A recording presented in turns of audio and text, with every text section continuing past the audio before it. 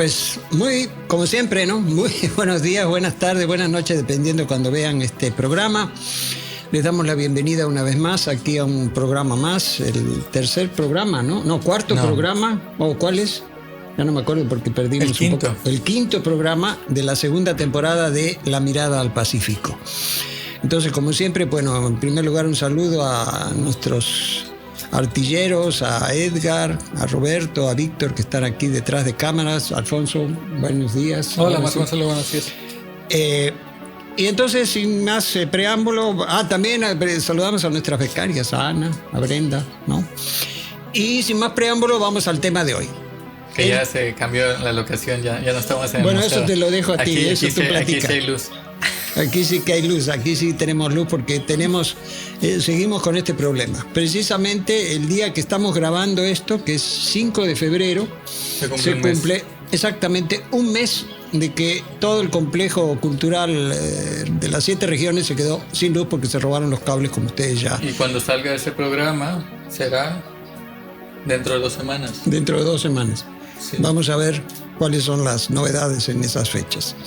Bien, entonces pasando al tema, hoy vamos a hablar de un tema que ya lo tocamos, pero vamos a hablar de Isla Clipperton, pero no como en el primer programa que hicimos, que ya hablamos de la historia, lo que sucedió ahí, toda la tragedia, ¿no?, que significó la muerte de toda la guarnición mexicana abandonada durante la Revolución. No, ahora vamos a hablar del viaje. Es decir, vamos a hablar de la experiencia del viaje, la vida cotidiana del viaje, el viaje en el mar. Pero del viaje de Jean-Louis Etienne, ¿no? Sí, claro, por supuesto. A eso vamos a dar cómo empieza esto. Y yo creo que sin más preámbulo iniciamos, ¿no? Entonces, ¿cómo empieza esta historia? Esta historia empieza cuando nosotros nos enteramos de que venía la expedición de un gran, se dice que es el heredero de Cousteau, Jean-Louis Etienne, que fue director del Museo Marítimo de Mónaco. Y él organiza una expedición que se llamó precisamente Expedición Clipperton. Entonces nosotros nos enteramos... ¿En qué año? Eso, 2005. 2005. Bueno, entre 2004... Entre 2004, nosotros nos enteramos de esto a mediados del 2004. Establecimos contacto y pues nosotros fungimos como apoyo en tierra para la expedición. ¿Por qué? Porque el barco, ya lo van a ver ustedes, el Rara Avis, hacía viajes regulares, Clipperton a Acapulco, para venir a buscar, a llevar para Clipperton los científicos que vinieron de todo el mundo. Entonces llegaban, por ejemplo, en avión a la Ciudad de México, de ahí a Acapulco, y en Acapulco se hospedaban en el Hotel Elcano, a esperar que llegara el Rara Avis de Clipperton, porque ahí no hay lancha como la Roqueta, o sea, no hay servicio. ¿Salió en las noticias eso, en la prensa? Sí, claro. A ver si podemos conseguir una nota de la prensa. Sí. Entonces, nosotros operamos como su apoyo en tierra de la expedición de Jean-Louis Etienne. Fue una expedición muy amplia, muy grande, muy importante. De más está decirles que vinieron científicos de todo el mundo prácticamente, de Australia, por lo menos lo que yo conocí, de Australia, Nueva Zelanda, obviamente de Francia, Inglaterra, Estados Unidos, Colombia, México, en fin. Por ejemplo, los neozelandeses fueron 2 que tuvimos pláticas. Eso están haciendo, no sé si han terminado, porque estaban haciendo el inventario de todos los corales del Pacífico. Ese era su propósito. Entonces ahí estaban estudiando los corales de Clipperton. Bueno. También fue esta doctora de la UNAM, que se me escapa su nombre. Ya la habíamos mencionado. Judith Solís Weiss. Sí. Ella era en ese tiempo directora del Instituto de Oceanografía y Limnología de la Universidad Nacional. Programas de la revista UNAM hablando sobre Clipperton. Sí, claro. Ahí fue con Jean-Louis Etienne y fue con el Puma. Sí.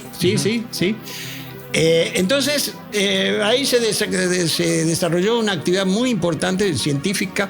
¿En qué sentido? Bueno, fue el estudio de Clipperton, la flora, la fauna, la geología de Clipperton, ¿no? También llegaron ahí con el propósito de erradicar fauna nociva. Cuando estuvo ahí Cousteau, allá por el 72, bueno, desde antes había una plaga de ratas horrible, y eso generó fuertes desequilibrios ecológicos, porque las ratas se comían los huevos de los pájaros bobos. El pájaro bobo es un ave de ahí que no anida, no tiene un nido, sencillamente se posa en el piso y ahí deja los huevos y ahí nacen los pollitos. Entonces llegaban las ratas y se comían los huevos. Entonces eso empezó a que la población de pájaros bobos empezara a declinar. Entonces se armó todo esto. Ahora, esa expedición tuvo financiamiento privado y financiamiento público. El gobierno francés participó en esto. Y por otro, bueno, el privado fue, por ejemplo, que estaban aquí los supermercados Carrefour, que eran franceses, no existe, ¿no? Que ya no están aquí, ya se retiraron, pero ellos ahí iban a hacer el súper, pues, ¿no? Y el dueño de Carrefour les donaba todo esto a la expedición Clipperton. Bueno, entonces en estas circunstancias llegaron a México, pero no directamente a Acapulco, llegaron a Manzanillo. ¿Por qué? Porque todo el equipo para la expedición, todo lo que, ahorita vamos a hablar de eso, todo lo que llevan, lo pusieron en 2 contenedores y lo mandaron a Manzanillo, porque aquí no hay puerto de contenedores, no hay capacidad para los contenedores. Entonces mandaron todo eso, se fueron a Manzanillo, y de ahí con el Rara Avis, con el barco, estaban varios viajes, hicieron Manzanillo, Clipperton, llevando todo eso, porque fue una cantidad enorme de equipo. Hay que decir que la expedición Clipperton duró 4 meses ahí, de diciembre a marzo. Y esto es importante porque ese es el lapso en el cual se puede visitar Clipperton, que no es riesgoso. Porque antes y después de esas fechas, pues es complicado por las tormentas. Es muy difícil. Cuando estuvimos ahí nos agarraron 2 chubascos, que le llaman ahí, pero un aguacero que no veías a 10 metros de distancia, durísimo, muy fuerte. Otro Otis. Casi, pero no, sin viento, o sea, una cortina de agua. Tanto en la noche como en el viaje de regreso en el barco. A mí me tocó cuando estaba piloteando el barco que el pinche aguacero, no estaba yo muy experimentado, entonces como que me daba un poquito de miedo, decir, bueno, ¿y ahora para dónde le damos? Y me dice Simón Rigal, el comandante, dice, no te preocupes, mira el radar. Y ahí viene la trayectoria del barco, ahí no te puedes perder. Bueno, total que llegan aquí. Terminan esos viajes entre Manzanillo y Clipperton, y ya después los hacen Clipperton a Acapulco. ¿Por qué razón?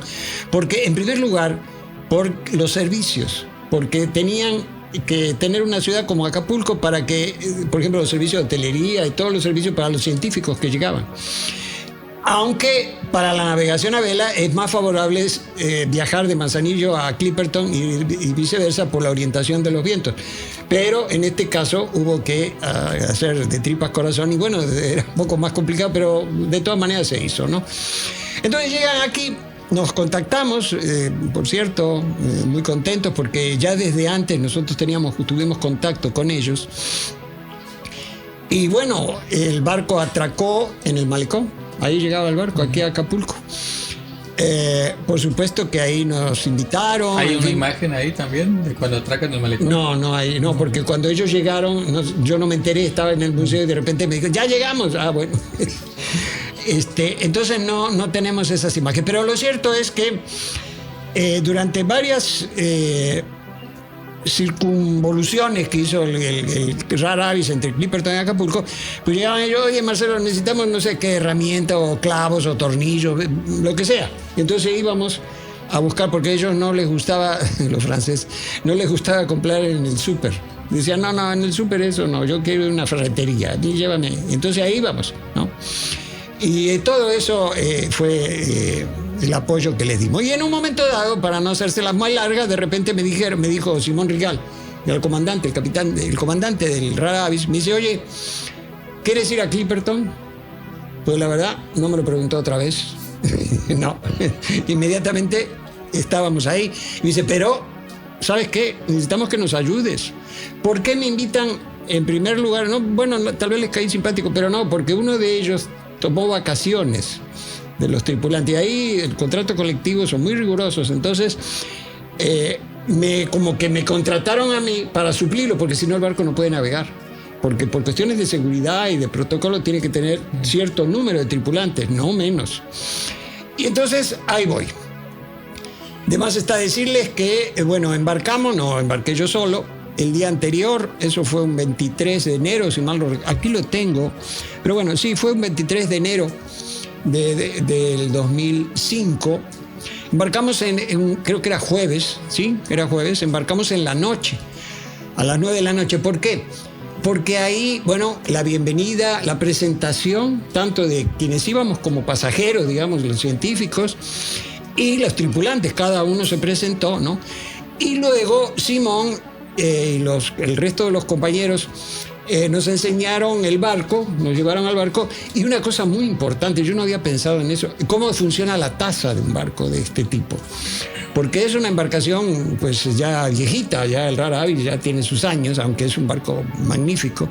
Pero resulta que para que funcione la tasa, es decir, una vez que uno hace sus necesidades, tienes que bombear para meter aire comprimido al tanque. Entonces una vez que bombeas y aplasta, entonces se abre una especie como de tabla abajo, no es tabla, es de cerámica, pero se abre así, cae todo y se cierra. Y eso tiene que se tiene que cerrar, tiene que mantenerse cerrado. Porque el problema es que la tasa está más o menos un poquito más arriba de la línea de flotación. Y si eso queda abierto, se puede meter el agua. Entonces eso nos encargó de tener mucho cuidado con eso. Mucho cuidado. Ver que todo quede bien. Y aparte, cómo bañarte, porque con los bandazos del barco no es sencillo. Bueno, si alguien ha viajado en autobús y quiere ir al baño, más o menos se da cuenta lo que significa eso en medio de las curvas. Bueno, así la primera noche, para salir temprano, muy temprano al amanecer al otro día. La estufa del velero tenía los pivotes que le hacían... ¿La qué, perdón? La estufa del velero. Claro, sí, claro. ¿no? Sí, no, eso se mantiene estable, sí, como la brújula. Ajá, y se mantiene estable. La fruta que la cuelgan en una hamaca. ¿no? Sí, bueno, no traía eso, pero no. Mira, el compás lo trae, sí, pero la verdad es que... Bueno, les voy a contar sobre este asunto, les voy a comentar algo. Lo cierto es que al otro día, pues a primera hora, todo el mundo arriba y que ya vamos a salir y que van a salir, pero no salíamos. Nos tardamos ahí como una hora, más de 2 horas en que salimos y no salimos. ¿Por qué? Porque se les ocurrió comprar pan y ya tuvieron que esperar hasta que abriera la panadería. Entonces, bueno, ya por fin como a las 8:30 de la mañana arrancamos y ahí vamos. Salimos de aquí directo al suroeste, en esta línea, porque Clipperton está a 1.300 kilómetros de Acapulco. Pero salieron con motor. En línea recta hacia el suroeste. Y sí, salimos con motor porque a esa hora en Acapulco el viento no hay, o hay muy poquito. Entonces salió a motor. Ya cuando salimos mar afuera, entonces ahí sí van las velas para arriba porque ahí sí empieza a haber viento. Bueno, lo cierto es que bueno, ya estuvo el pan, zarpamos. Todos muy contentos. Entonces lo primero que se hizo fue conmigo fue asignarme la guardia, o sea, porque me dijeron vas a timonear y yo dije bueno, pues es que yo nunca había agarrado el timón de un barco, pero no hay ningún problema. Entonces me dice Simón, dice mira ve, no te preocupes, dice ahí está la pantalla del GPS, está el radar, está el sonar, está la radio, ahí todo, esa es tu guía, esos son los ojos del barco. Y adelante. Entonces me tocaron 2 guardias de 3 horas cada uno, de 8 de la mañana a 11 de la mañana y de 8 de la noche a 11 de la noche. Debo decir que me dejaron las mejores, o sea, las menos cansadas, porque por ejemplo las guardias de 2 de la mañana, 3 de la mañana son cargadas, son pesadas, se hacen muy pesadas. Pero bueno, entonces arrancamos y ahí vamos. Y poco a poco vamos viendo hacia popa cómo Acapulco, los cerros, ¿no? Se va haciendo cada vez más chiquito, hasta que finalmente desaparece. Y ahí te enfrentas al horizonte total. O a la tierra plana. A la tierra plana, sí, es cierto. Tenía un amigo que era terraplanista, no sé por qué es mi amigo, ¿verdad? Todavía. Pero dice que él viene a Acapulco y dice, no, yo me subo al hotel más alto y se supone que ya tengo que seguir viendo, ¿no? Al otro lado y no lo veo. No, pues tiene que subir con Elon Musk allá arriba para poder ver la curvatura de la Tierra. Bueno, lo cierto es que llegado ese momento, entonces ahí es donde uno empieza a ver las cosas de otra manera, porque ya no hay tierra, ya estás en medio de la nada con tu barco, no hay de otra. Te enfrentas, ahí una de las experiencias que a mí me sobresaltó, porque bueno, aparte de estar en el timón, pues yo andaba en la cubierta, me asignaban pequeñas tareas, debo decirlo, ¿no? Por ejemplo, adujar cabos, o sea, enrollar los cabos que estén correctamente enrollados, que no estén enredados, mover algún bulto, porque el barco iba hasta los topes cargados de cosas, no solo abajo en la cubierta, en todos lados había cosas. Entonces había que moverlas de repente por la maniobra, en fin, esas pequeñas cosas que me asignaban. Y recuerdo muy bien que me llevé una gran impresión, porque estoy así agachado, trabajando, adujando un cabo, algo así estaba yo haciendo, y de repente levanto la vista así, y por encima de la ola veo una ola, pero no una ola rompiente, sino lo que dice Fernando Benítez, uno de los lomos azules del Océano Pacífico. O sea, la ola que no rompe, sino que es una montaña de agua que estaba, digamos, por allá arriba. Y yo en ese momento dije, no, pues esto se nos va a venir encima. Pero se me olvidó un pequeño detalle, por el susto, yo creo. El barco flota.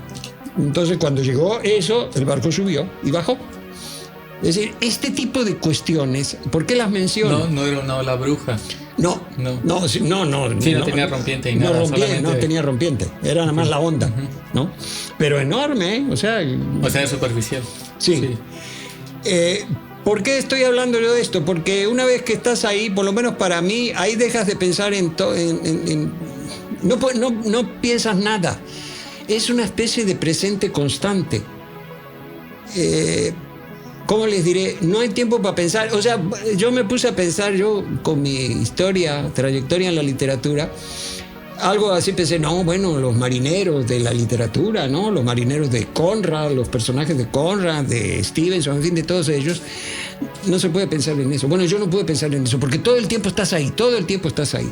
Todo el tiempo. Aparte del mar te atrae. Yo recuerdo muy bien las tardes, los atardeceres, porque como si estuvieras en pie de la costa, porque cuando vas rumbo a Clipperton, en esas fechas, el sol está en el suroeste. Y entonces tú te sientas, yo me sentaba en la cubierta de proa del barco y veía la popa del barco oscilar. Estaba la puesta de sol aquí y la popa oscilaba tanto a babor como a estribor entre 5 y 10 grados, era el balanceo del barco. Pero todo el tiempo se movía en ese ángulo, más bien en ese arco, cuyo centro era la puesta del sol. O sea, unas cosas. Es decir, ahí me acordé del Spleen de París, de Baudelaire, ¿no? Te llega el encantamiento, que te quedas así, al helado. No hay una palabra, por lo menos yo no la he encontrado, de traducción del spleen al español, pero más o menos, ¿no? Realmente te llena, el mar llena, es una cosa inacabable. Entonces, yo no sé si los demás se aburrían o no, yo no me aburrí jamás. Y eso que no estaba yo divagando, haciendo mis obras completas, nada de eso. No, para nada. Las tareas también, porque eso también nos toca, a todo el mundo le tocaba lavar los trastes, por ejemplo, pues también hay que barrer, todo eso se distribuía entre todos. Entonces, es un ambiente de gran camaradería. O sea, acabamos todos siendo, no sé, compañeros, amigos, porque pues es que en medio de la nada no es lo mismo que aquí. Sí, ¿de cuántos, por ejemplo, las dimensiones del barco? El Rare Avis, la eslora del Rare Avis es de 38 metros, encubierta, sin el bauprés. Y estamos hablando de 4-3... ¿Y tenía camarotes para todos? Sí, claro, para todos. O sea, la capacidad del Rare Avis para... aparte de la tripulación, era alrededor de 20 personas. O sea, eran 20 personas. No iba completo. Cuando yo fui, no iban las 20 personas. Íbamos como 6 o 7 nada más. Aparte de mí, los científicos. Y la tripulación, ¿no? Que la tripulación era 1, 2, 3, 4, 5, 6. O sea, eran 12. Sí, en el barco era eso, y sin ningún problema. Por cierto, el barco llevaba una cocinera espléndida. Una cosa ahí. Yo creo que también es parte, ¿no?, de la narrativa y de la apertura. ¿Qué idiomas hablaban en el barco? Francés. ¿Todos eran francés? No, francés o inglés. ¿Sí? Bueno, y español. Uh-huh. Guy, por ejemplo, hablaba perfectamente el español del sur de Francia. Yo creo que eso también es muy importante porque, bueno, para las personas que no han tenido la oportunidad de viajar, las dinámicas que se tiene en una comunidad donde es bilingüe, ¿no?, o hay muchísima variedad de idiomas, es diferente en el sentido de las interrelaciones y los simbolismos que atraviesan. Por poner un ejemplo, ellos que seguramente pues, son de allá, no de Francia, toda la variedad de flora y fauna que tenemos aquí no la tenían. No. No la tienen. No, Sí. ellos estaban encantados cuando venían aquí, cargaban en el Rara Aves, cargaban costales y cajones con mameyes, con mangos, y decían, no, esto es una maravilla, estaban encantados. Sí. Y entonces yo llegué a la pregunta, obvia, le digo, oye, ¿qué en París no hay mangos? Pues sí, Y dice, pero ¿cuánto cuesta? Pero a Sí. ver cuánto cuesta. Y también el tipo de mango. Sí. ¿No? Entonces esa es una. Bueno, lo cierto que, repito, ahí no hay más que el presente. No hay especulación. Por eso uno de los principios para no marearte es estar ahí. No tener miedo y estar ahí. Porque si tienes miedo y no estás ahí, ¿a qué me refiero? Mejor no hubiera yo venido, mejor me bajo. No, eso no se puede hacer. Entonces, eso es una cuestión central. Por cierto, cuando salimos de aquí, la primera gran cosa que nos pasó hacia el mediodía de ese día, todavía se alcanzaba a ver los cerros de Acapulco. Entonces Guy, uno de los tripulantes, ese era el experto pescador. Entonces soltó líneas a popa y como a la 1 de la tarde engancha un dorado, un animal increíble, precioso, que Manu, la cocinera, luego lo limpiaron, lo abrieron, lo limpiaron, hizo un ceviche, pero de una cosa, encantados estábamos. Esa fue nuestra primera comida en el barco, porque el desayuno era muy sencillo, ahí no se complicaban las cosas. Decían, mira, en esa cajonera hay leche y ahí hay cornflakes. O sea, y con eso, o sea, te parabas y cada quien se servía y vámonos, nada de andar, la comida. Otra pregunta ahí. Las medidas de los vasos y de los platos eran pequeños también. No, normales. ¿Eran normales? Sí, normales. Sí, porque yo recuerdo, pues al menos que en Europa los vasitos y todo es mucho más pequeño. No tienen los vasos. No, bueno, tampoco tan sí. grandote como esto, no. Sí, eran pequeñas. Más, sí, son sí, medidas más, pequeñas. Sí, sí. mediano, digamos, no, eso no. Sí, incluso cuando si te llegas a pedir de desayunar uno siendo aquí, pues te quedas con hambre y dices, pues, ¿cómo comen tan poco? Sí. No, pero hablando de eso, una cosa que me sorprendió a la hora de comer, que se come como a las 12:30, 1 de la tarde, porque ellos tienen así, y luego se cena a la caída del sol. Eso es una norma entre los barcos, ¿no? Pero me sorprendió mucho la primera comida, porque, bueno, ya no recuerdo bien lo que era la comida, pero lo que más me sorprendió es que llega una bandeja así, más o menos de este tamaño, de guacamole. Yo dije, ¿y esa era la comida? Eso era parte de ellos, el guacamole para ellos es un platillo. No como nosotros. Que es un aperitivo. Que no, es un acompañamiento, ¿no? No, para ellos es una comida. Entonces todo el mundo, yo me sorprendió porque se empezó a pasar la bandeja y todo el mundo se servía el guacamole. Y yo me servía el guacamole esperando que llegara algo más. Sí, pero no llegó nada. No llegó nada. Entonces bueno. Ahora, todo esto, eso que mencionaste, miren, es inevitable la camaradería, porque aunque no hablemos el mismo idioma, de repente hasta el lenguaje de señas, oye, quiero eso, o muévete para allá, y ahí se va generando una comunicación, aunque parezca increíble. El único que tuvo problemas fue un compañero, bueno, no voy a decir, pero un compañero que se mareaba, que era el único que se mareaba. Entonces de repente nos preguntábamos con Simón, bueno, ¿por qué? ¿Qué pasa esto? ¿Qué pasa aquí?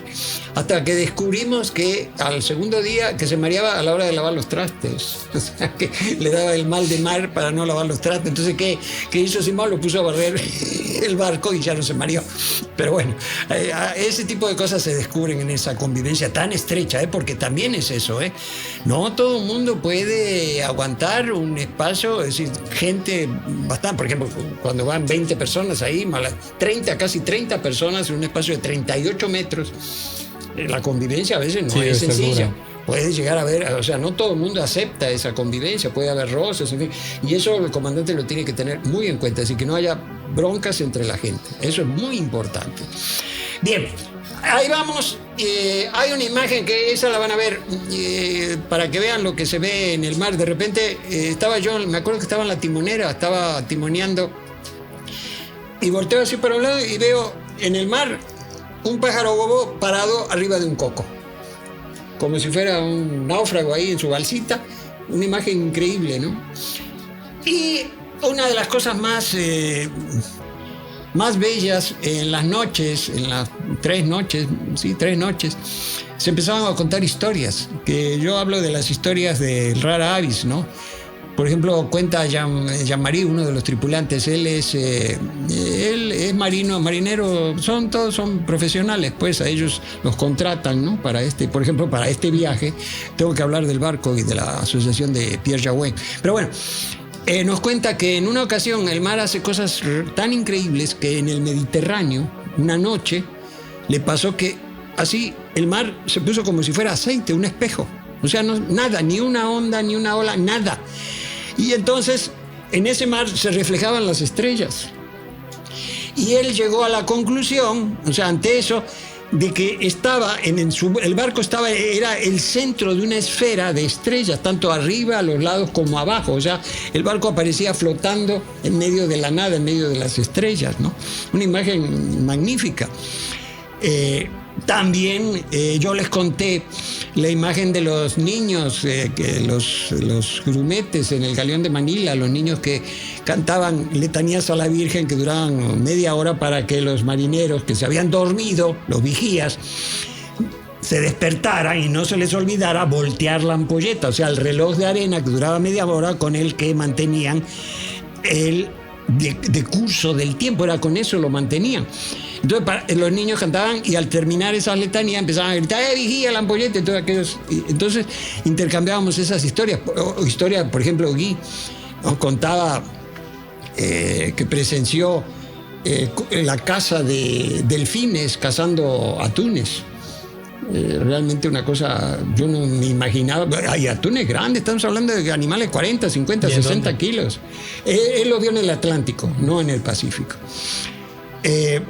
También se habló de la historia del Rara Avis. El Rara Avis es un barco espléndido. Bueno, ahí van a ver ustedes las imágenes. Es de acero. Simón decía que él prefería navegar en barcos con casco de acero antes que de madera. Y yo le pregunté por qué. Y me dijo, por los contenedores. ¿Cuáles contenedores? Los que se caen, de los barcos grandes que de repente se caen. Y la mayoría pues se van al fondo. Pero hay otros que flotan. Parecen los topper, ¿no? ¿Los qué, perdón? Las veleras que son Tupperware. Sí, que son de fibra de vidrio. No, a eso le das una y te vas abajo. En cambio, uno de acero no es tan sencillo. Porque esos quedan... Y el problema es que en muchas ocasiones el radar no logra identificarlo porque están al ras de la superficie del mar. Entonces es complicado. Entonces el barco era uno de los barcos del Támesis de Inglaterra. Por eso es un barco con poco calado. Es más, la orza de deriva, o sea, la aleta que va al centro de los barcos, que impide que el barco derive, ¿no? Esa se ponía y se quitaba. Era retráctil, o sea, la ponías y se quitaba. Para poder acceder a fondos bajos, o sea, lugares bajitos, entonces el barco podía llegar, casi como balsa. Máquina diésel. Y resulta que el barco, bueno, estaba en el Támesis y el dueño lo tenía ahí. Y este señor era amigo de el padre Pierre Jaouin, un religioso francés, un viejo marino, o sea, un hombre que se pasó toda la vida en el mar y luego se hace religioso. Y entonces este hombre, el inglés, le dice a Pierre, se hace religioso y funda la asociación Pierre Jaouin, que es una asociación que está destinada a tratar primodelincuentes. O sea, a los jóvenes que caen por primera vez en la cárcel, cuando salen, esta asociación les ofrece la oportunidad de reinserción en la sociedad mediante el trabajo en el mar. Por eso hacen viajes, por ejemplo, Saint-Malo en Francia, Martinica, y ahí van chambeando. Y entonces eso los vuelve como que los reinserta, les ayuda a reinsertarse, ¿no? Este programa está pagado por el gobierno francés, porque los viajes eso los paga el gobierno francés. Entonces, es un gran trabajo. Pierre Jaouin fue un hombre conocidísimo en toda Europa. Y su amigo, el inglés, le dice, oye, porque tenían barcos muy pequeños, entonces no podían hacerlo bien. Entonces le dice, oye, te vendo el Rara Avis. Y Pierre Jaouin le dice, oye, pues no me vengas con chistes aquí, con bromas. ¿Con qué te voy a pagar el barco? No, yo te lo voy a vender y tú me lo vas a comprar. Y así está, no puedo decir que no. Bueno, total que se lo vendió en un franco. Por cuestiones fiscales y no sé qué cosas, y lo vendió en un franco. Y entonces el Rara Avis ahora es... Fue antes del euro, entonces. Sí, claro, bastante antes del euro, sí, cómo no. Y por eso llega el Rara Avis, que por cierto, es un barco plenamente equipado. Además está decirles que no sufríamos de falta de agua potable porque hay desalinizadores ahí. Sin ningún problema. Te podías bañar. ¿Ya existían los paneles solares? No. ¿No? Bueno, el Rara Avis no los traía. Generadores. Por cierto, son 2 generadores. Entonces hay que alternar el funcionamiento de los generadores, y cuando estás al mando en la cabina son 2 palancas. Entonces echas a andar uno y le ponías un broche de eso, un gancho para la ropa, eso de madera como antes. Y luego funcionaba alrededor de 2 horas, entonces paras ese y le puedes echar a andar el otro para alternarlos, para que el desgaste sea parejo, y entonces le pones el brochecito para que se sepa. ¿Qué? ¿De gasolina o de diésel? No, funcionan con el motor. Ah, ok.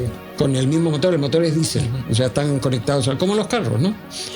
Entonces, no, el barco, bueno, aparte era un placer timonear ahí porque los franceses traían muchísima, muy buena música. ¿Y hacía mucho ruido el generador? No, casi nada, ¿no? Casi nada, muy poco. Sí se siente una vibración. Bueno, depende de dónde estés en el barco, ¿no? Cuando bajas sí se oye un poco más. Pero no, para nada es molesto. O sea, es un barco tiene muchísimo tiempo, unas madera de roble inglés, ¿no? El famoso roble inglés, realmente magnífico, pues.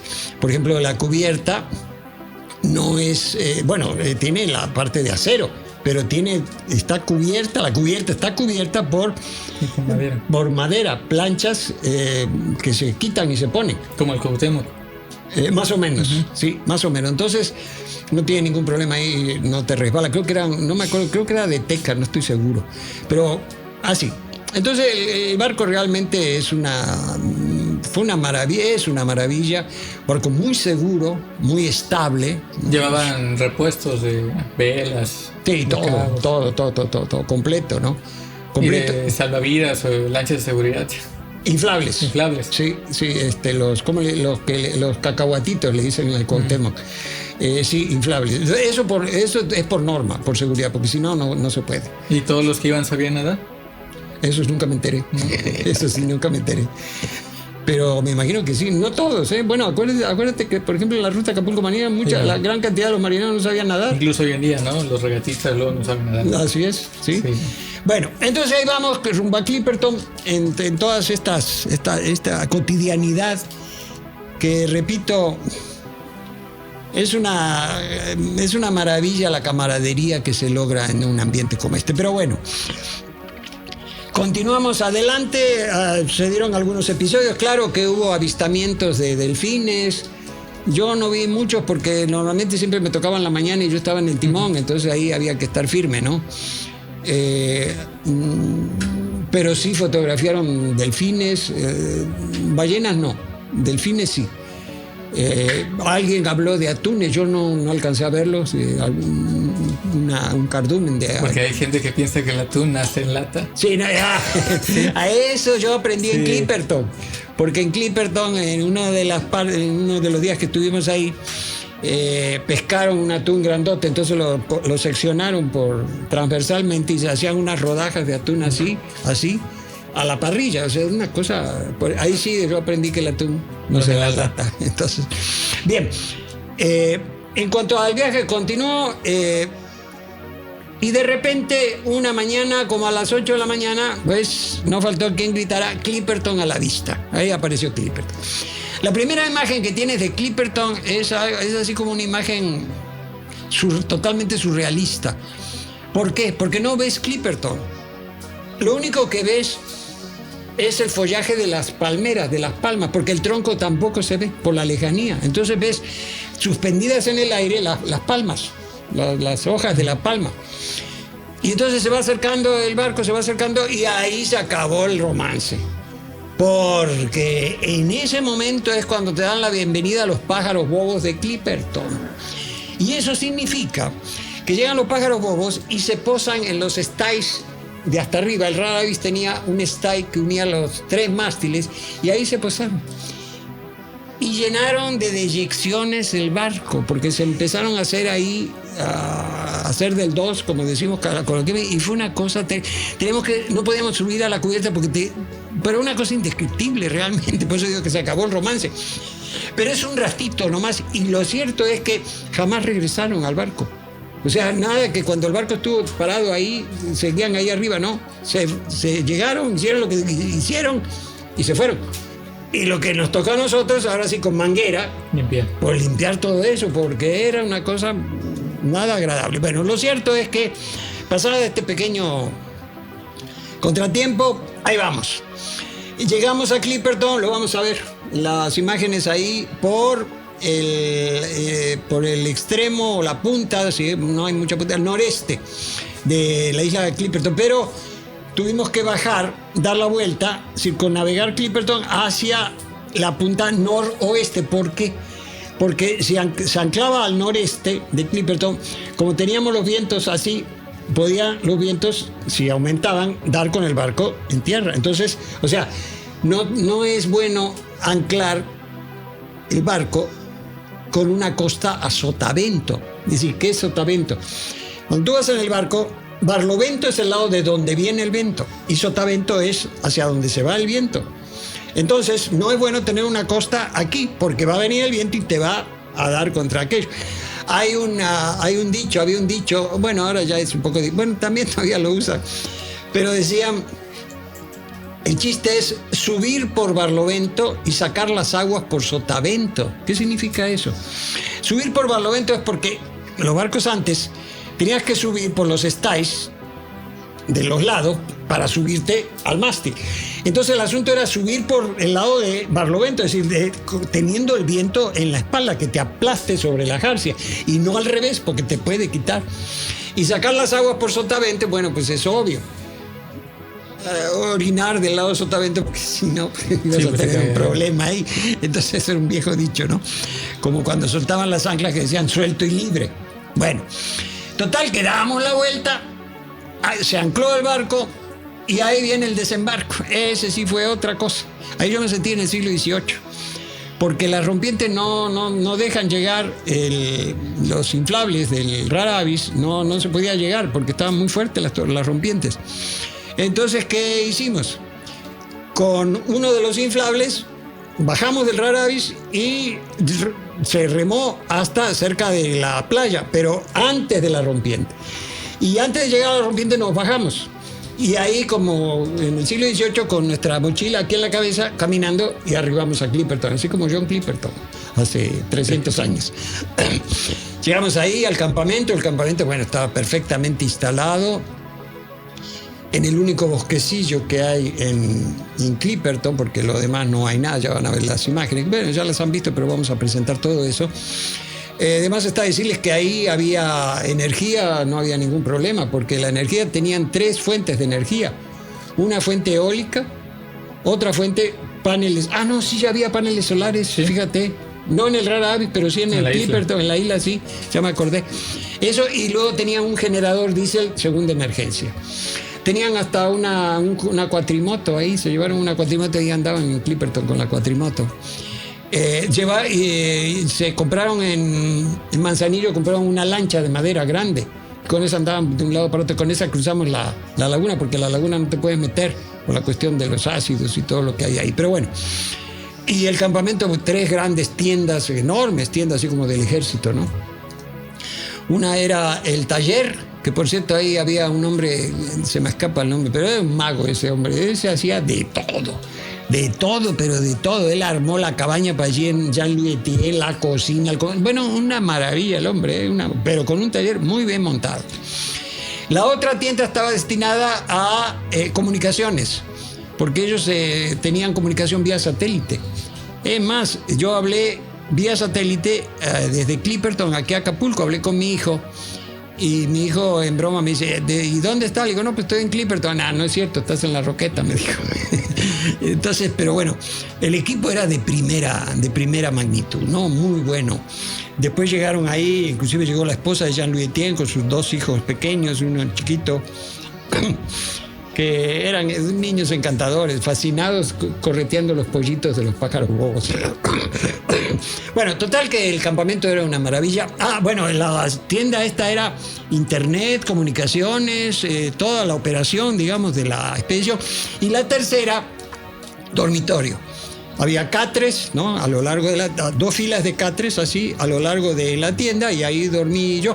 Por cierto, todos los catres tenían en las patas dentro de recipientes con agua, porque el problema es ahí los cangrejos rojos, los famosos cangrejos rojos de Clipperton, que andan por todos lados. Y si no haces eso, te puedes llevar la sorpresa de que te despierte un cangrejo aquí cuando estás durmiendo, y no es agradable. Pero en la cocina se suben a las mesas. Bueno, una cosa, no te hacen nada, pero de repente, pues, no, el espacio no sobra. Entonces, bueno, dormí esa noche, la primera noche, no, la segunda noche fue que nos agarró ese chubasco que parece que se caía al cielo. Dijimos, no.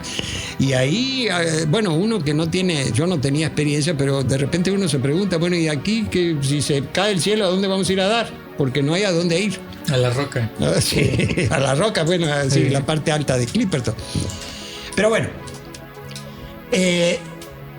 ahí, bueno, las playas, se habló mucho sobre Clipperton. Se habló, bueno, los franceses hablaron sobre la historia de la isla con personas que no conocían, por ejemplo, con ingleses, con americanos, ¿no? Entonces hablaron de la... Pero bueno, ellos... No, como no podía ser de otra manera, no hablaban mucho de la cuestión mexicana, pues de la época mexicana de la isla. Ellos daban por sentado que la isla es francesa y bueno, pues su manera de hacer las cosas y así es. Entonces se hablaba mucho de las expediciones. Clipperton tiene una larga lista de expediciones científicas ahí, no solo Cousteau, la Marina francesa llegaban con el buque escuela, bueno, todos se llaman Juana de Arco, todos los buques escuelas de Francia son Juana de Arco, pero ahí llegaron, entonces se estuvo hablando mucho de eso, se estuvo hablando de los problemas, de este problema de la fauna nociva, de cómo eliminar la fauna nociva. Ahí se platicó esto, lo que hicieron fue poner trampas, pero eso no funcionaba muy bien. Me imagino que la flora y fauna de Clipperton era endémica, ¿no? Sí. Por ejemplo... Incluso las ratas seguramente llegaron. No, esas llegaron de fuera, sí, pero empezaron a acabar con todo. Entonces ahí sí. Yo recuerdo que estuvimos ayudándole a un biólogo inglés, que ese sí era del siglo XVIII, porque ese no tomaba fotos, dibujaba todo. Fauna, flora, pero con un dibujo como el 18, casi fotográfico, un hombre realmente un talento en eso. Y entonces los ayudamos, lo ayudamos a capturar pequeñas lagartijas, que esas sí son endémicas de Clipperton, de hace quién sabe cuánto. Y ahí andamos corriendo tras las lagartijas, y entonces haciendo su trabajo. En eso, una cosa muy importante, que ahí sí a todos nos tocaba, salvo a personas ya un poquito ya mayores, ¿no? Era salir a recorrer la isla en la mañana, temprano, antes que el sol pegara duro, a recoger basura. Porque eso sí es una gran tristeza. Bueno, ¿qué hacíamos con la basura? La recogíamos de la playa y la poníamos en unos costales de yute que dejó la Marina Francesa, grandes así. Y ya esa basura venía, la Marina Francesa mandaban barcos por ejemplo, mandaron una fragata de las Marquesas, o sea, 5.000 millas, lejísimo. Cargaron esa basura y se la llevaron a la Martinica, a una planta para procesar, porque eso no lo puedes tirar en cualquier parte, pues es puro plástico. Es muy triste todo eso, porque de eso estuvimos hablando también.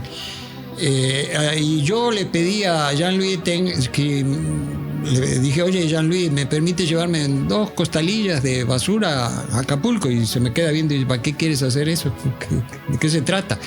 Le digo, mira, ¿qué es lo que hicimos en el museo? Entonces, lo que hicimos en el museo es poner un lugar con arena de Clipperton, caracoles de Clipperton, corales de Clipperton ya muertos y basura de Clipperton, para mostrar a nuestros visitantes cómo está la situación y para mostrar también, comprobar dar testimonio de que la mayoría de la basura que llega a Isla Clipperton llega de México. No es porque nosotros tiremos más basura que otros países, eso no hay manera, yo no tengo manera de saberlo y está muy difícil. Las dos razones son, número uno, somos los que estamos más cerca. Y número dos, las corrientes que pasan por aquí enfrente, la corriente California, que es con la que bajaban los galeones desde lo que ahora es Estados Unidos para llegar a Acapulco, pasa por aquí enfrente, sigue hacia el sur y da justo la vuelta frente a Clipperton, que era la corriente que agarraban los barcos para ir a Filipinas. Entonces, toda la basura que flota, que tiramos en la calle, que queda en la playa, llega la lluvia, va a dar al mar, allá va a dar. Y es muy triste, muy, muy triste porque, bueno, ahí ves, porque hay de todo. No solo son, ¿cómo le dicen al plástico? A los PET. Sí, no. Chanclas, manijas de sombrilla, juguetes, peines. Sí, pues todo lo que flota, ¿no? Todo. O sea, no es una cuestión de que se me olvidó el envase llegó con del la marea, refresco, ¿no? porque también no es un lugar turístico. No, nada. Es más, para ir a Clipperton hay que hablar con los franceses, porque nos guste o no, es territorio francés. Entonces ahí hay que... Pues ahí tienes que llevar. Bueno, no llevas tu pasaporte porque no hay nadie, pero hay que hablar con los franceses. La libreta de mar, ¿no? ¿Cómo? La libreta de mar. Sí, a mí no me pidieron nada de eso. En realidad yo siempre me he preguntado, esa es una duda, ¿no? Que cuando, por ejemplo, si uno va en su velero y llega a cualquier otro puerto, tienes que ir a Capitanía de Puerto con tu libreta de mar y tu pasaporte para que te sellen. Sí, claro. Sí, así es como un trámite migratorio como cualquier otro. Sí, por supuesto. Inclusive nosotros les ayudamos a ellos aquí para este asunto con migración y todo eso. En ese tiempo estaba un amigo aquí en Capitanía de Puerto y él facilitó mucho las cosas.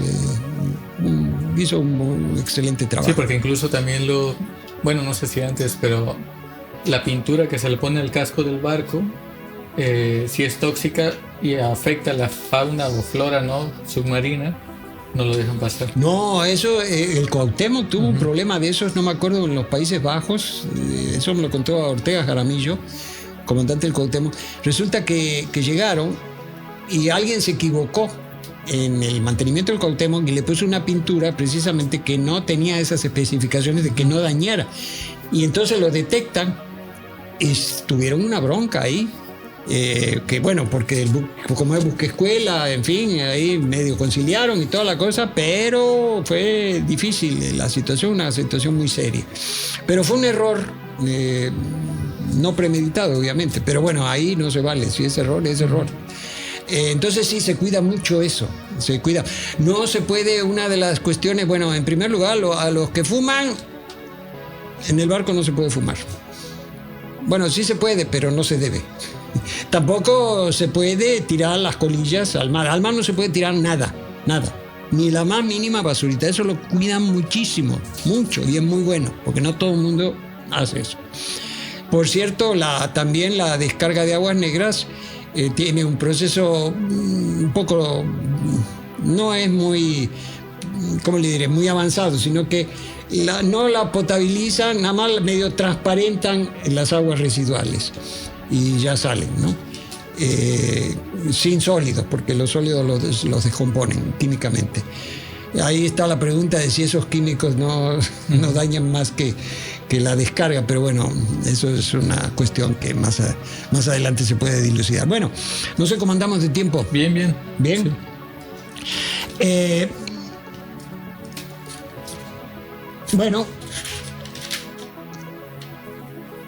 Bueno, a grandes rasgos entonces es eso, ¿no? Mis noches, yo disfrutaba mucho la guardia de la noche, porque me la pasaba solito ahí escuchando música, ¿no? La música que a mí me gusta, ya un poco anticuada, de Edith Piaf, Jacques Brel, los grandes cantantes franceses, ¿no?, de aquellas épocas de los años 50, por ahí. Entonces yo me la pasaba muy bien, muy agradable. El barco de una docilidad, de un enorme timón, fue un barco de río. La pala del timón era muy grande, porque en el río necesitas una pala grande para maniobrar, porque no tienes ahí mucha facilidad de maniobra, no tienes mucha velocidad, entonces el barco necesita un timón grande. Entonces apenas tocaba la rueda del timón y el barco con una docilidad increíble se movía hacia un lado, hacia otro. Había que andar con cuidado. Bueno, yo andaba con cuidado porque me daba cosa desviarme de la línea del GPS, que ese es el que te marca todo. Ahí yo entendí en vivo y en directo cuando algunos amigos marinos mexicanos que dicen, no, bueno, es que ahora con el GPS cualquier tonto navega. Pero aún así. Pero no es exactamente así. Sí. Porque si bien es cierto que el GPS, sí, pero las condiciones del mar que cambian a cada momento. Y aparte no en todos lados hay señal. No, así es. Entonces no es tan sencillo. Pero bueno, así se pensaba. Entonces, ese es así a grandes rasgos del viaje de ida. Repito, nada de literatura, como uno pudiera pensar, que me presentaba yo ahí en las tardes a escribir mis memorias y obras completas sobre el mar. No se puede. Bueno, yo no pude. El mar es como cuando, bueno, lo hacemos aquí, ni modo de no hacerlo en alta mar. Es cuando te quedas viendo una estufa de leña prendida, que te quedas viendo el fuego y cambia y es constante. Entonces eso ya no, a mí no me interesaba más que eso. Muchos de los científicos, bueno, llevaban su computadora. Por cierto, el barco está tan equipado que tenía en las clavijas para conectar la computadora, tenía los dos sistemas. O sea, el sistema que tenemos nosotros, que son clavijas como de laminita, y el sistema europeo, que son redonditos, ¿no? Entonces tú te conectabas arriba 110 y abajo 220. Todo funcionaba sin ningún problema, ¿no? O sea, un barco adaptado, pero a conciencia, para el tipo de trabajo, para este tipo de trabajo. O sea, no era adaptador, era la clavija. No, la clavija, no, ahí no necesitabas adaptador, te conectabas directamente, así a 110 o a 220. Además está decirles que, bueno, arriba de la cocina pues iban todas las verduras, ¿no? La fruta, la verdura, ahí la mantenían fresca. O sea, realmente, fue un gran viaje, para decirlo en pocas palabras, fue un gran viaje. Bueno, lo cierto es que entonces estábamos en la recolección de basura, recorriendo Clipperton. Clipperton, bueno, no te tarda mucho en dar la vuelta, porque ya sabemos que es un aro, ¿no? Es el borde del cráter de un volcán que tiene 11 kilómetros de circunferencia, no es mucho. Entonces te la puedes dar 11 kilómetros, en 2-3 horas te das la vuelta, sin ningún problema. Juntando la basura, en fin, eso hacíamos. No te puede, bueno, la parte de la roca de Clipperton que mencionas, que es la única altura que hay en Clipperton, que es de 29 metros. Ya vamos a presentar, ahí ustedes vean las imágenes. Es un lugar increíble. Ahí estaba el faro de Clipperton, que el faro que cuidaba Victoriano Álvarez, el negro que hace barbaridad y media, que se declara rey de Clipperton. Pero resulta que ahí, bueno, si tú te metes ahí, puedes llegar arriba, pero por adentro es como un castillo. O sea, te metes por dentro. Pero eso no se puede hacer en la mañana, porque en la mañana con la humedad y todo está lleno de eyecciones de los pájaros bobos, entonces un fuertísimo olor a amoníaco que te hace llorar. No se puede meter uno ahí, hay que esperar en la tarde que se seca eso y subir a toda velocidad, porque no es recomendable. Pero es la máxima altura de Clipperton, a 29 metros. Esa formación mide como alrededor de 100 metros de largo, 50, 60 de ancho por 29 en la parte más alta. Por cierto, los franceses le donaron a nuestro museo, donaron un bisel que todavía apareció por ahí del faro de Clipperton. O sea, el bisel es una pieza en este caso de bronce, así, donde encaja el vidrio, que era redondo, de aquellas épocas. Entonces, esa está en el museo. Bueno, hay restos, muchos restos de lo que fue la base norteamericana, porque los americanos hacia finales de la Segunda Guerra Mundial se quisieron quedar con Clipperton. ¿Para qué? Bueno, según ellos, para proteger las costas de México y de Estados Unidos, pero más de México, de la posible incursión de submarinos japoneses. Imagínate cuándo iban a llegar desde allá para acá, pero bueno, total que ahí llegan y querían hacer una base de submarinos. O sea, querían abrir el atolón de Clipperton para meter los submarinos a la laguna y ahí hacer esa base de submarinos. Pero resulta que termina la Segunda Guerra Mundial y el presidente de Francia, que fue Jacques de Gaulle, que ese no podía ver a los gringos ni en pintura por todo lo que hicieron, por ejemplo, el bombardeo de Dresden, que era una ciudad hospital, y la arrasaron de una manera, bueno, como siempre estos cuatro. Entonces les dijo, no, se van. No, que mira, que van para afuera. Y se fueron. Y dejaron todo tirado.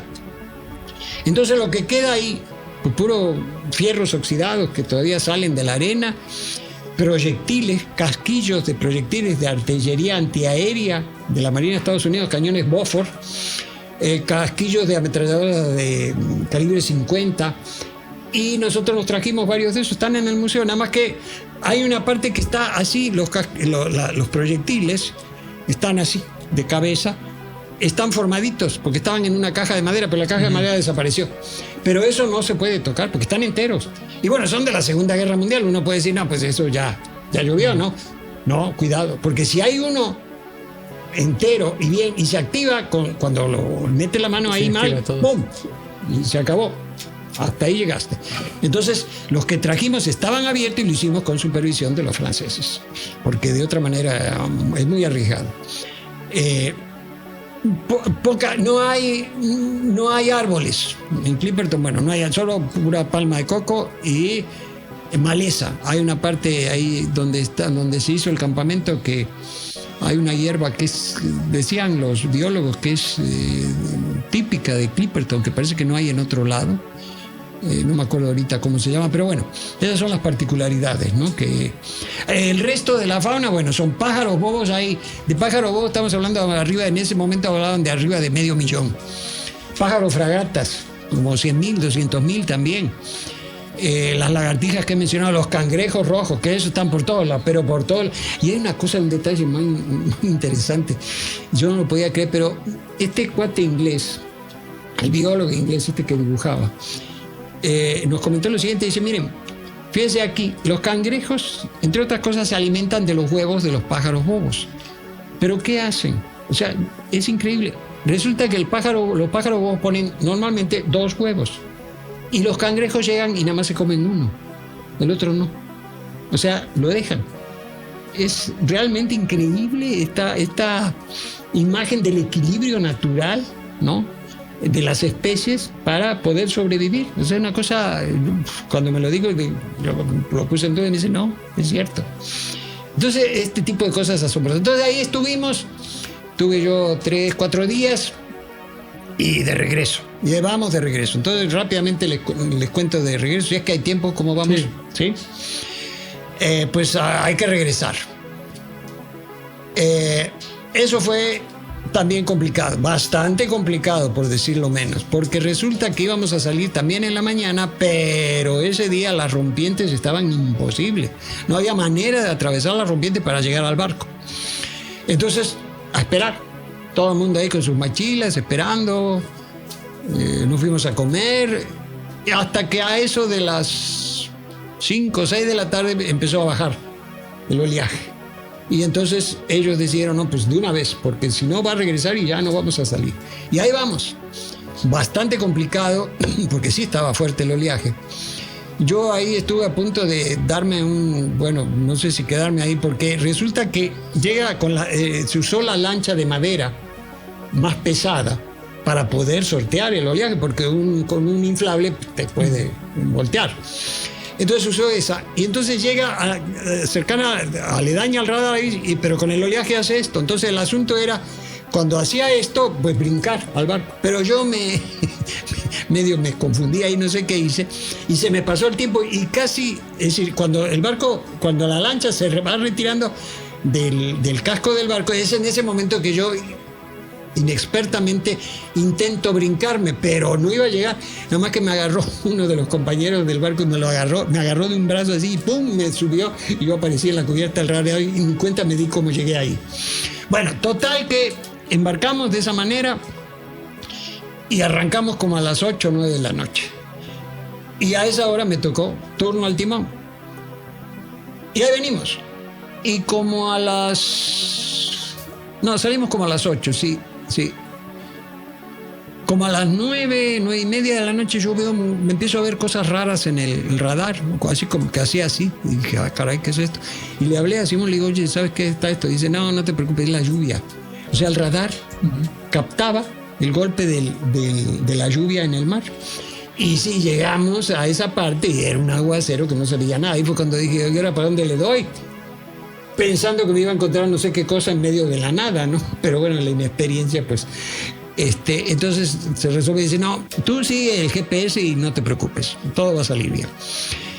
Lo que no salió bien es que yo no me di cuenta, nadie se dio cuenta, de que se quedaron unas escotillas abiertas con todo este asunto de la salida y tan atrabancada y difícil.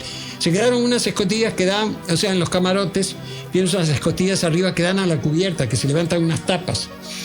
Se quedaron abiertas. Llovió y se mojó todo.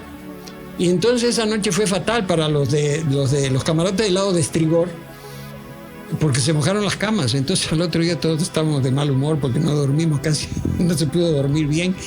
Pero bueno, ese fue un incidente menor. Pero pone de relieve, es que te digo, no puedes estar con la cabeza en otra cosa. Se nos pasó a todos las escotillas abiertas. ¿Por qué razón? Son marinos experimentados, pero bueno, pasa. Si les pasa a ellos, ni modo que no le pase a uno. Entonces, ahí venimos. El viaje de regreso no... Bueno, la verdad que veníamos todos un poco tristes, ¿no? Porque siempre ya se acabó. Pero no, también muy bien. No, de los que viajaron conmigo, nada más 2 regresaron. Los otros eran, ya no me acuerdo bien, ahí sí, de regreso viajaron como 10. Los otros ya estaban allá y ahora les tocó regresar aquí. Entonces viajamos, hubo avistamientos, creo que ya mencioné esto, hubo avistamientos de atunes, por cierto. Antes de llegar a otra, llegando a Clipperton, antes del bombardeo de los pájaros bobos, enganchó en una el pescador, el marino el experto pescador del Rara Avis, enganchó un tiburón, y un tiburón grande, arriba de 2 metros. Para sacarlo fue una cosa tremenda. Y muy peligroso porque estaba en la cubierta y soltando tarascadas que si te agarra con una de esas, hasta ahí llegaste, te parte un brazo fácil. Bueno, total que ahí está, lo controlaron, pero ¿qué hicieron? Midieron, lo pesaron y al mar para tomar nota, ¿no? El tiburón de Clipperton, el tiburón toro creo que le llaman, no ataca al ser humano, salvo si lo molesta, como todo animal, ¿no? Si lo molesta. No es como el tiburón blanco de Australia, ese sí te ve y se va sobre uno. Este no. Una de las precauciones que nos dijeron que había que tener muy en cuenta es, al meternos a la playa, hay parte de la playa en que hay rocas, pero ahí hay langostas, hay mucha langosta, y las langostas de Clipperton son impresionantes, son grandotas. Entonces, si queríamos, yo nunca me iba a poner a pescar langosta, pero nos advirtieron mucho cuidado con las rocas porque son rocas afiladas y te pueden lastimar. Sí. Entonces sale sangre y ahí sí los tiburones huelen, entonces te pueden atacar. Entonces mucho cuidado ahí. La recomendación era meterse en el mar con tenis. O los erizos, ¿no? ¿Había erizos? No, casi no. No. Por lo menos yo no supe ni nos dijeron nada. Puede ser que hubiera más adentro. Pero sí, esa precaución hay que tenerla porque puede ser peligroso. Entonces, pues el tiburón de Clipperton... Por cierto, no hay fotos, no hay imágenes. Bueno, Simón tiene imágenes, pero quién sabe. Bueno, vamos a buscarlas, a lo mejor están ahí entre las fotos de Simón. Pues no sé, entonces venimos ahí rumbo a Acapulco y pues poco a poco se empiezan a ver los cerros. Y bueno, entonces la tristeza se convierte pues en alegría, porque ya uno dice, lo primero que piensa uno, ya vamos llegando a casa, ¿no? Y eso sí es una sensación muy cálida. O sea, se siente uno arropado, dice, mira, como que la tierra te acoge, te cobija, te protege cuando viene de la nada absoluta, ¿no? Claro, los marinos no lo piensan así, yo no soy marino, pero bueno. Y ahí vamos, y Acapulco se va haciendo grande. Total que llegamos aquí, pero no llegamos al malecón, sino que me dicen, oye Marcelo, vamos a algún lugar tranquilo para darnos un baño, para descansar, ¿no? Y pues recomiéndanos algo. Yo pensé Huatulco, pero no. Entonces le dije, pues vámonos a Puerto Marqués. Y sí, ahí llegamos. Entonces anclamos frente a Pichilingue. Y ahí se bajaron ellos, yo no me bajé. Porque inmediatamente se acercaron la gente que vende quesadillas y sopes y todo, ahí, y sí les compraron y ahí hicimos una comida. Y ellos se bajaron ahí a la playa, a donde, no sé si todavía sigue siendo ahí, la casa que era del gobierno del estado. Bueno, Acapulco. Algo así. Sí. Hasta cine. Y había policía. ¿Cómo? Hasta cine tiene. ¿Ah, sí? Sí. Sí, bueno, ahí fue, porque ahí había unos policías. Ojo, eso casi no se sabe, ¿no? Que el gobierno del estado tiene una casa aquí en Acapulco. No, bueno, sí, yo sabía de tiempo atrás. La gente común no sabe. No, y el acceso es súper restringido, a tal punto que ellos bajaron. Y andaban unos policías ahí como que medio se acercaron, pero luego vieron que venían del barco, y un barco francés, entonces como que dijeron no pasa nada. Y bueno, ahí estuvieron en la playa un rato, ya subieron y entonces rumbo a Acapulco. Y llegamos aquí al malecón, a desembarcar al malecón alrededor de, no sé, 5 o 6 de la tarde, si mal no recuerdo, concluyendo este viaje, muy contentos. Es algo que, bueno, les pasa a todo el mundo, ¿no? Sobre todo cuando el mal de tierra, porque cuando te bajas del barco, subes a tierra y anda uno tambaleándose porque anda tratando de compensar el movimiento del barco al que uno se acostumbra cuando viaja, ¿no? Para mantenerte derecho, pues, pero ya en tierra eso ya no, entonces anda uno medio a los tumbos. Y bueno, eso es a grandes rasgos el viaje, la experiencia del viaje. Yo pienso que, es decir, uno aprende mucho. ¿De qué?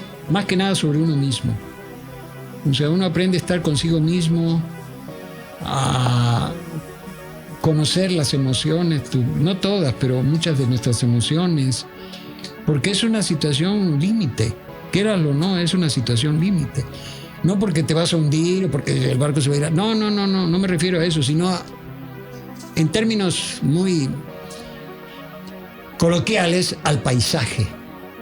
Es decir, en donde el mundo aparece plano. Y te empiezas a preguntar, a lo mejor Trump tiene razón, pero no es así. Pero sí, y ahí se experimenta uno algo que yo siempre he comentado en el museo en general. Cuando uno sale al mar, madura, tienes que madurar. No hay otra para enfrentarte a esa soledad. Todos los personajes de la literatura, volvemos a Conrad, a Stevenson y a Eco y muchos otros, los personajes maduran, o sea, se hacen adultos, porque no te queda de otra. No hay otra. Si no maduras, no se puede. Entonces, por ejemplo, una de las cosas que se me vino a la cabeza, cuando uno lee a Stevenson, el caso de La Isla del Tesoro, ¿no? La más famosa, que es el prototipo, han dicho que es el prototipo de la novela de acción, porque es una tras otra, una tras otra, una tras otra, y no para. Pero precisamente eso tiene que ver con el mar, porque el mar es una sensación tras otra, una tras otra. Entonces, la memoria solo sirve como registro, no como algo a lo cual aludes para explicar lo que está pasando. Lo que hacían los marineros de la ruta Acapulco-Manila, por decir algo, ¿no? No, eso viene después. No, eso no se puede. Bueno, por lo menos yo nunca se me pasó por la cabeza.